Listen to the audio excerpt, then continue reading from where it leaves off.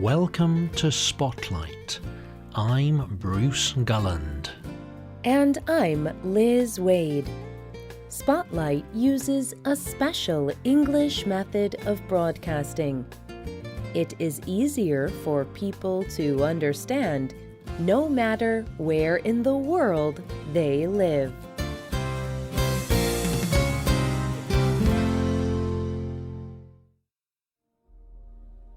Have you heard the English expression, love at first sight? Here is an example from the film Titanic. This film is a very popular love story. The love story happens on the famous Titanic ship. In the film, a young man and young woman meet for the first time. Their names are Jack and Rose. One day, Jack sees Rose standing high up on the ship. His face changes. He thinks she is beautiful. Rose looks at Jack too. Something happens between them. A kind of connection. They have to meet. They already love each other. They have experienced love at first sight. They fell in love the first time they saw each other.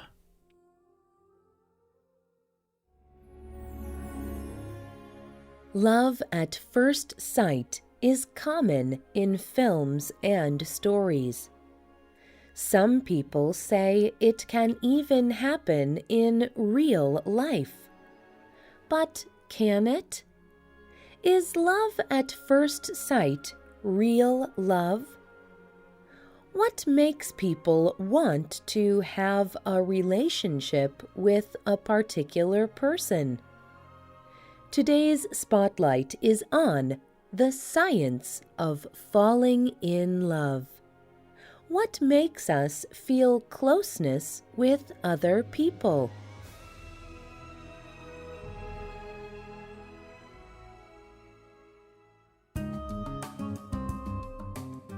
Falling in love can seem mysterious. Strong feelings develop, sometimes quickly.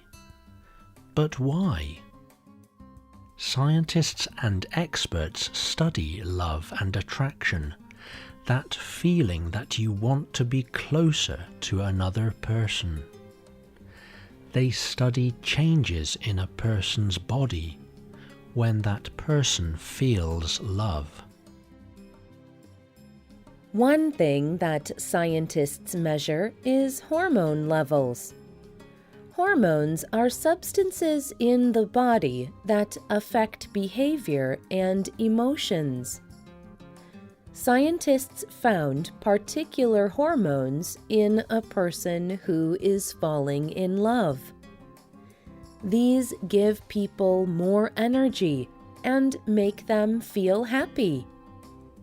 Other studies show that over time, different hormones also appear. These give people a sense of happiness and closeness through many years of a loving relationship. There are many complex reasons why and how we fall in love. Like Jack and Rose in Titanic, some people experience love at first sight. They do not choose to feel attraction. But what if there was a scientific way to make any two people have a closer relationship with each other? Dr. Arthur Aaron performed a study to test this question. Aaron studies relationships between people. He wanted to see if he could scientifically make people feel an emotional connection with another person. Dr. Aaron created a list of 36 questions. He designed the questions in a special way. He made them to create a sense of closeness between the people asking them. Dr. Aaron chose 2 people at a time for the experiment. They did not know each other. The 2 people sat together in a room. They took turns asking and answering Dr. Aaron's 36 questions. Here are some of the questions they asked. When did you last sing to yourself? When did you last sing to someone else? Name 3 things you and the person you are talking to appear to have in common. What is your most terrible memory? Tell the person you are talking to what you like about them. Be very honest. Say things that you might not say to someone you have just met. If you were to die today with no chance to communicate with anyone, what would you most regret not having told someone? Why have you not told them yet?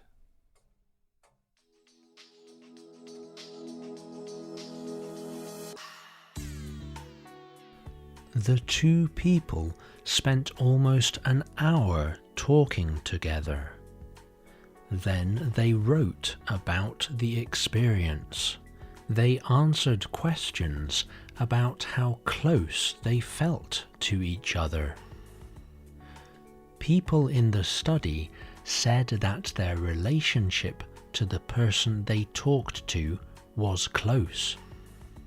After only 1 hour, they said that the closeness was equal to their average relationship.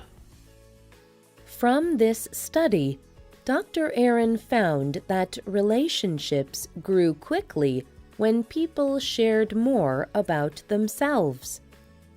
The questions were personal and equal. The questions also became more complex over time. This, Dr. Aaron says, is how close relationships are made. Dr. Aaron even found that the study created lasting relationships in the real world. Many of the people who talked to each other continued to see each other and do things together. But did this study produce real closeness? Dr. Aaron answers this question in a journal article about the study.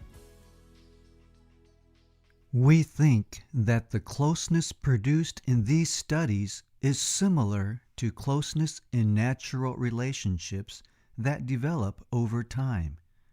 But it seems unlikely that these questions produce loyalty, dependence, commitment, or other important qualities of a relationship. These qualities may take longer to develop.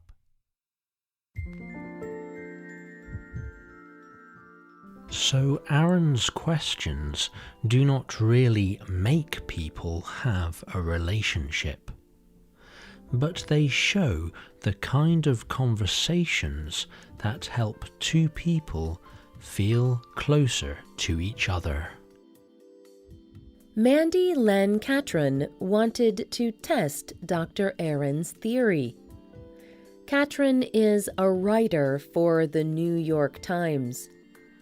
She tried her own experiment with Dr. Aaron's 36 questions. She met a man in a restaurant. They asked each other Dr. Aaron's questions. Katrin noticed how quickly she and the man talked about personal issues. For most people, it can take months to talk about important personal issues. Discussing them made Katrin feel much closer to the man very quickly.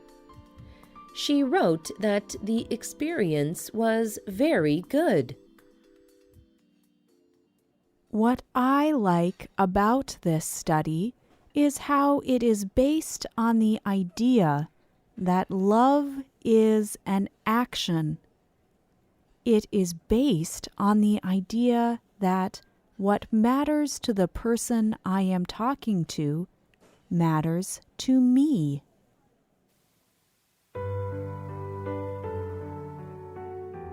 Katrin did fall in love with the man she talked to in the experiment. But she knows this does not happen for very many people. For most people, forming close relationships takes time and energy. Relationships are also very complex. Science has shown that many things influence who we are attracted to and why. But Aaron's study shows that what is important for relationships is learning to grow closer together. Sue Johnson wrote a book called Love Sense. It looks at the science of loving relationships. She told the Huffington Post, "It is completely terrible for us to keep defining love as a big mystery. We just need to know about it. We need to know how to shape it." What about you? Do you think love is an action? Have you ever fallen in love with someone? Was it love at first sight? Or did you take time to build a feeling of closeness? Tell us what you think. You can leave a comment on our website or email us at radio@radioenglish.net. You can also comment on Facebook at facebook.com/spotlightradio. The writer of this program was Rena Dam. The producer was Michio Ozaki.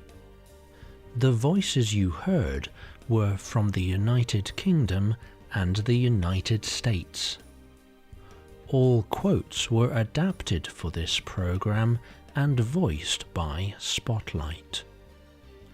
You can listen to this program again and read it on the internet at www.radioenglish.net. This program is called Falling in Love. We hope you can join us again for the next Spotlight program. Goodbye.